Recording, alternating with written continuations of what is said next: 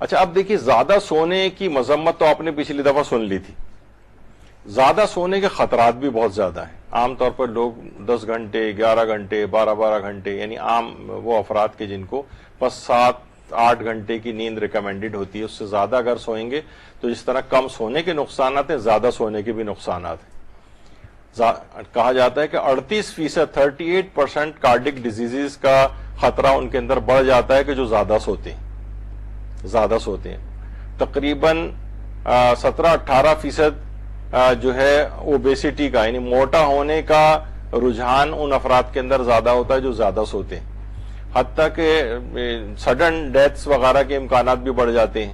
اور کہا جاتا ہے کہ زیادہ سونا اتنا ہی نقصان پہنچاتا ہے جتنا شراب نقصان پہنچاتی ہے. ایسے ہی جیسے آپ نے شراب کے عادی ہو گئے تو اگر کوئی زیادہ سونے کا عادی ہے تو اس کو وہی نقصانات ہوتے ہیں جو شراب پینے کے لحاظ سے جو نقصانات جسم کے اوپر ہوتے ہیں.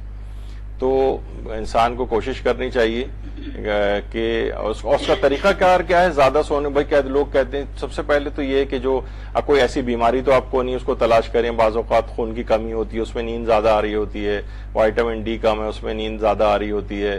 ممکن ہے کہ کوئی شخص جو ہے اینٹی الرجیز لے رہا ہو، اس سے نیند آتی ہے. تو دیکھیں کہ کسی کوئی وجہ تو نہیں ہے اس کی.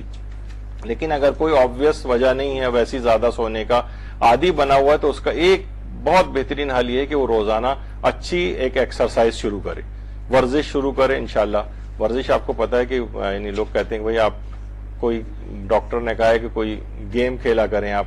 تو میں تو 1 سال سے جو کینڈی کرش کھیل رہا ہوں مثلا، آج تک میرا وزن ذرا سا کم نہیں ہوا.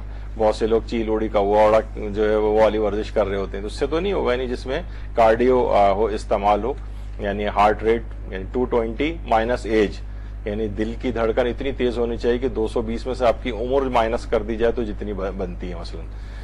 تو بہرحال اس کے بالکل اس طرح سے یعنی اس سے بچنے کا طریقہ ہے کہ اگر کوئی زیادہ سونے کا عادی ہے بالفرض تو اس کو ایکسرسائز اچھی کرنی چاہیے، تو اس کی آہستہ آہستہ نیند اس کی کم ہو جائے گی. ورنہ سونے کی مذمت تو ہم پچھلی دفعہ بیان کر چکے ہیں روایات کے اندر بہت اس کو، بلکہ اللہ جو ہے اس کو ناپسند شمار کرتا ہے بہت کہ جو کہ زیادہ سوتا ہے.